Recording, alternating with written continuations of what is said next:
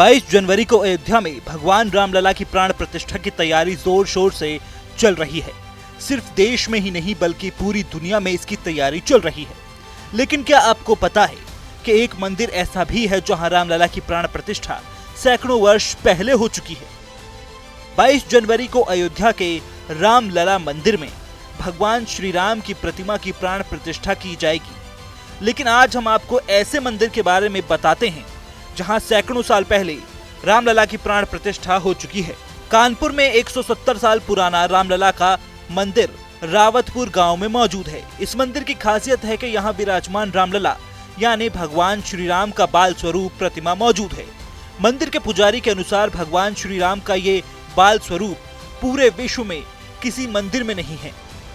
मान्यता तो यह है कि जो राजा थे यहाँ के, उनकी शादी मध्य प्रदेश हुई थी। तो जैसे बताते, जैसे सुना है, सभी लोग बताते हैं इसी प्रकार से। तो उनकी शादी मध्य प्रदेश हुई थी, वहाँ से शादी होकर यहाँ आ गई। राजा दो चार साल यहाँ रहे। उसके बाद राजा यहाँ से चले गए तो उनकी कोई संतान न हुई। ठीक है। इस मंदिर से लगभग 54 गांव लगते थे ना जी। 54 गांव लगते थे।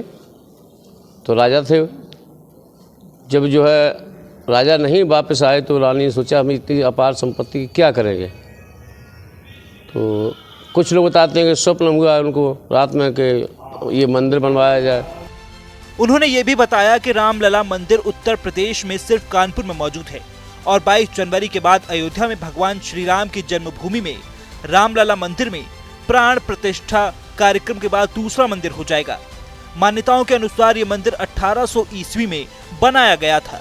पौराणिक किंवदंतियों के अनुसार मध्य प्रदेश के एक राजा जिनका विवाह यहाँ हुआ था, उनका साम्राज्य भी यहाँ हुआ करता था, जिसके अंतर्गत 56 गांव आते थे। शादी के बाद राजा यहाँ से चले गए।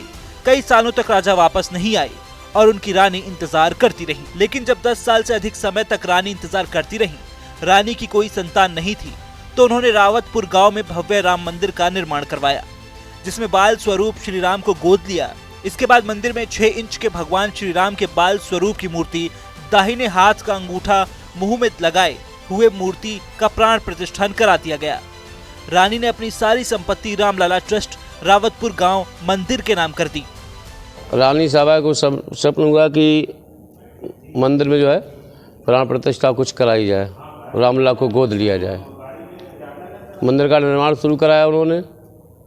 कुछ लोग तो कहते हैं कि 20 साल में तैयार हो, कुछ लोग कहते हैं 40 साल में तैयार हुआ, मगर 4 समय तो लगा ही होगा। तो उसके 10 साल तक इंतजार राजा जी का देखा गया। उसके बाद मंदिर का निर्माण शुरू हो गया, मंदिर तैयार हो गया। फिर राम जी जो है रामलला को गोद लिया।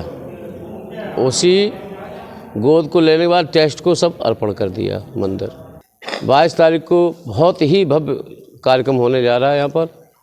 और इस समय पहला स्थान है इस रावतपुर गांव कानपुर का कि रामलला विराजमान है। और 22 तारीख को पहला स्थान अयोध्या जी का हो जाएगा। 22 जनवरी को इस प्राचीन रामलला मंदिर में भी विशेष आयोजन की तैयारी की गई है। इस मंदिर में 11,000 घी के दिए जलाए जाएंगे। इसके साथ ही रामलला मंदिर रावतपुर गांव को भव्य रूप में सजाया जाएगा।